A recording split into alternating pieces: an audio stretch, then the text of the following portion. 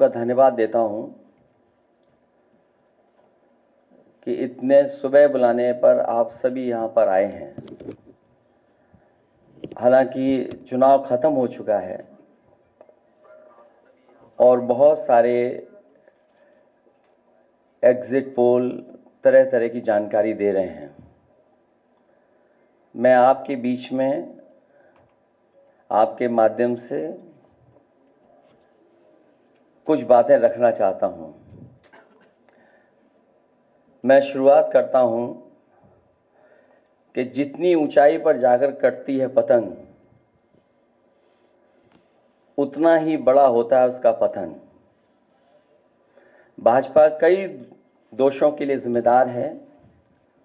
सामाजिक रूप से भाजपा ने देश में सौहार्द बिगाड़ा, भाईचारा खत्म किया, जाति के खिलाफ जाति, संप्रदाय के खिलाफ संप्रदाय लड़वाया, संविधान द्वारा दिए गए आरक्षण को साजिशन खत्म करने के लिए बेरोजगारों से छल किया, पेपर लीक कराए, देश के लिए आगे बढ़कर लड़ने वालों की बहन बेटियों के लिए जानबूझकर अपने मंत्रियों से अपशब्द कहलवाए, महिलाओं के प्रति अपराध बढ़ाए, मणिपुर हाथरस महिला पहलवान, पिछड़े दलित अल्पसंख्यक व आदिवासियों पर अत्याचार और सबसे खराब व्यवहार किए जाने के लिए रिकॉर्ड बना।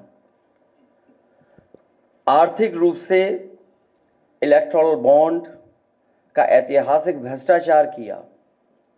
इलेक्टोरल बॉन्ड के माध्यम से पैसा कमाने के लिए मुनाफाखोरी को बढ़ावा दिया, जिसने महंगाई को बढ़ाया। अपने फायदे के लिए भाजपा ने जनता पर बेतहाशा महंगाई थोप दी। नोटबंदी से व्यापार कारोबार चौपट कर दिया। भ्रष्ट जीएसटी से छोटे दुकानदार तक को मंदी का शिकार बना दिया।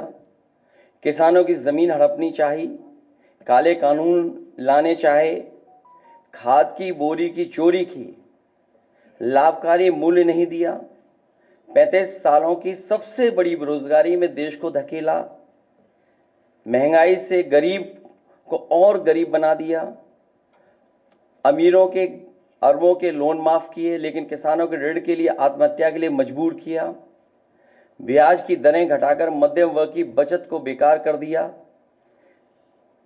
बैंकों में तरह तरह के चार्ज और पेनल्टी से लोगों के खाते दीमक की तरह अंदर ही अंदर खा गए, बैंक लॉकरों के नाम पर जिम्मेदारी से पल्ला झाड़ लिया, नैतिक रूप से चंदे तक का पैसा खा गए, केयर फंड के नाम के आगे पीएम के नाम का इस्तेमाल करके बाद में हिसाब देने से मना कर दिया, अपराधियों को शामिल करने, उनके कृत्यों पर पर्दा डालना, जैसे मणिपुर में अपने संगी साथियों द्वारा बेटी के साथ मानवीय व्यवहार में, बीएचयू छात्र अभद्रता कांड में, खीरी किसान हत्याकांड में, हाथरस की बेटी के बलात्कार हत्या व कानपुर देहात कांड में जहां मां बेटी को झोपड़ी में जिंदा जलाकर मार डाला, ऐसे अनगिनत उदाहरण हैं।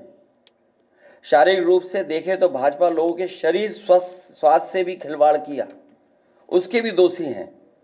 भाजपा ने बिना जांच परखे जानलेवा वैक्सीन लगवाई, कमीशन खाकर गलत दवाइयों को पास करके लोगों का जीवन खतरे में डाला।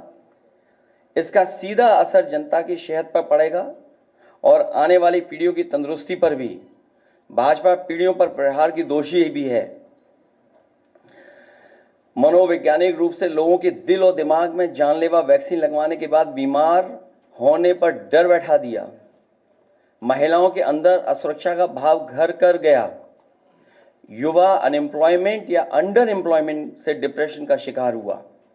राजनीतिक रूप से चंडीगढ़ के मेयर चुनाव में कैमरे के सामने धांधली की, चुनी हुई सरकारें गिराईं, खरीद फरोख्त का नकारात्मक सियासत को जायज ठहराया, पारिवारिक रूप से राजनीतिक फायदे के लिए परिवारों को लड़वा दिया, भाई के खिलाफ भाई को।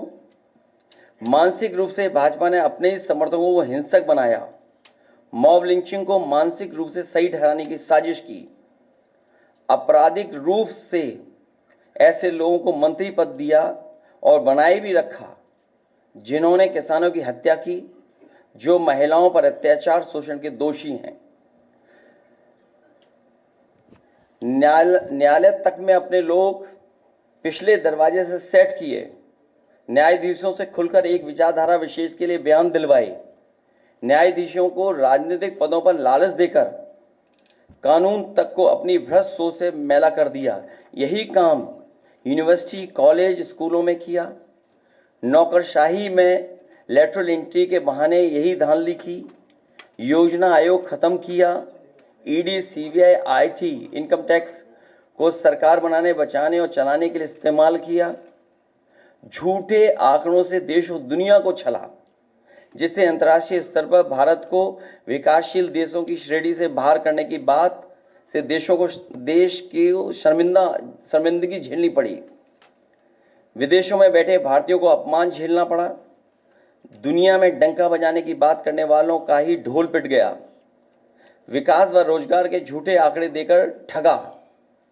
संवैधानिक रूप से संविधान को पहले कमजोर करने पर बदलकर धीरे धीरे खत्म करने की साजिश ही नहीं, अपने लोगों से शरेआम कहलवाया भी। लोकतांत्रिक रूप से जनतंत्र को मनतंत्र में बदलने का दुस्साहस किया।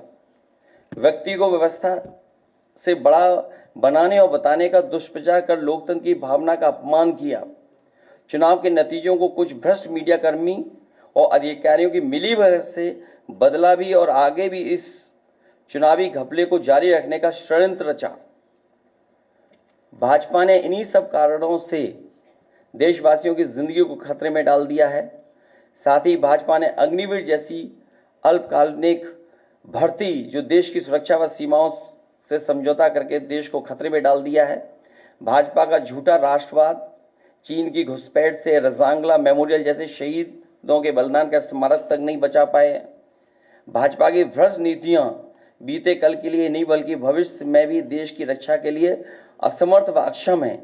इसलिए जनता इस बार गांधी जी को याद करते हुए करो या मरो की तरह आंदोलित हो गई है और अपने देश के भविष्य बचाने के लिए नया स्वतंत्रता आंदोलन लड़ने के लिए तैयार बैठी है।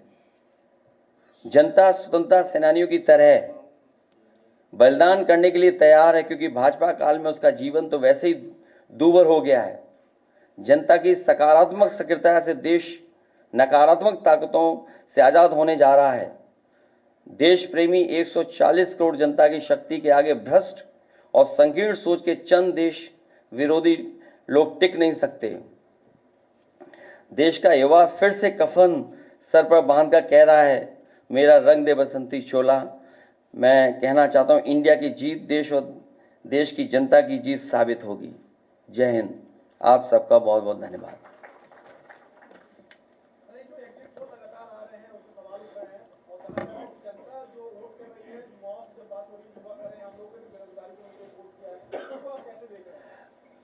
हम और आप पूरे जनता के बीच में थे पूरे चुनाव भर, और इतनी तपती हुई गर्मी में, भीषण गर्मी में लोगों ने इस लोकतंत्र को, संविधान को मजबूत बनाने के लिए मतदान किया। कहीं भी किसी जगह पर ऐसा नहीं दिखा कि भारतीय जनता पार्टी के समर्थन में लोग आए हों। उनके टेंट खाली थे, मैदान खाली थे, और इसमें से कई साथी ऐसे जो एग्जिट पोल में शामिल हैं, वो और उनकी संस्थाएं भारतीय जनता पार्टी के लिए बूथ मैनेजमेंट का भी काम करती हैं। समय समय पर बूथ की जानकारी भी देती हैं। जो सवाल हमसे आप पूछ रहे हैं, वो सवाल मेरे मीडिया कर्मियों से ये भी है कि उन लोगों से भी पूछें कि जो एग्जिट पोल वाली संस्थाएं और एजेंसियां हैं, क्या वो भारतीय जनता पार्टी के लिए पिछले कई वर्षों से कैसे करेंगे आपके ये लोग अलग रहे। अगर जरूरत पड़ी इन लोगों की आपको, तो आपको अच्छे संबंध से कहीं ऐसा तो नहीं, अगर वो आप उनसे कहें कि आप हमारे साथ जुड़िए, कुछ सीटें कम पड़ती हैं तो प्राइम मिनिस्टरशिप के लिए आपको चेहरा बनाने की बात करें। अच्छा ये बताओ, यहाँ बैठ करके मना कौन करेगा, ये बताओ। ये होने दो, अब जो होगा वो अच्छा ही होगा। प्राइम मिनिस्टर बने और आप वहाँ पे इंटरव्यू लें, आपका प्राइम मिनिस्टर हाउस, सबसे पहले आपको इन्वाइट किया जाएगा।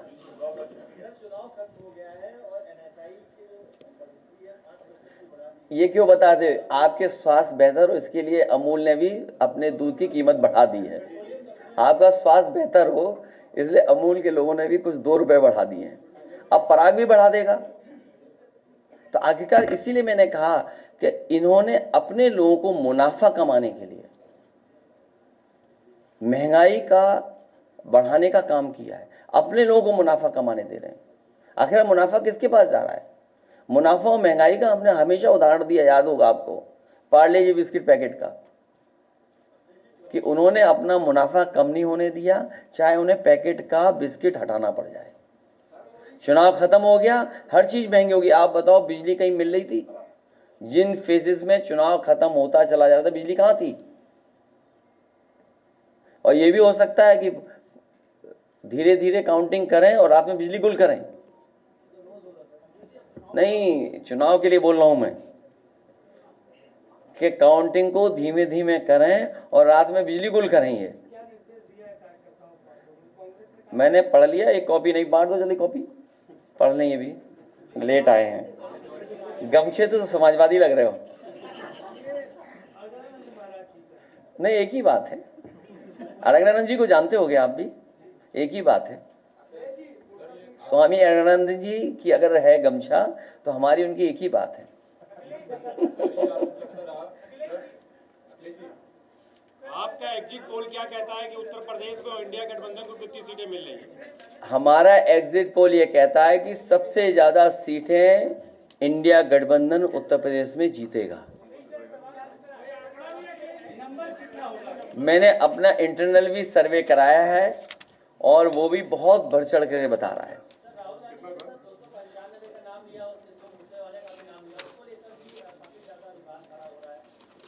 इसमें क्या विवाद है? एग्जिट पोल ने अपना 400 सही करने के लिए कितनी गिनती बढ़ाई है? सर, आप तो दावे कराते हैं कि योगी जी जो है वो मुख्यमंत्री नहीं रहेंगे। मोदी जी कह रहे हैं कि मोदी और योगी की जोड़ी हिट रही है, क्या कहना चाहिए?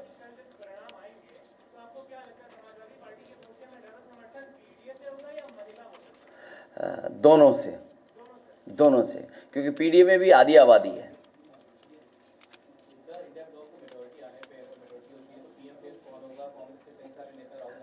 मैंने कई मौकों पर कहा, जब आप लोग फील्ड में सवाल ये पूछते थे, सवाल फेस का नहीं है, दिल और दिमाग अच्छा होना चाहिए।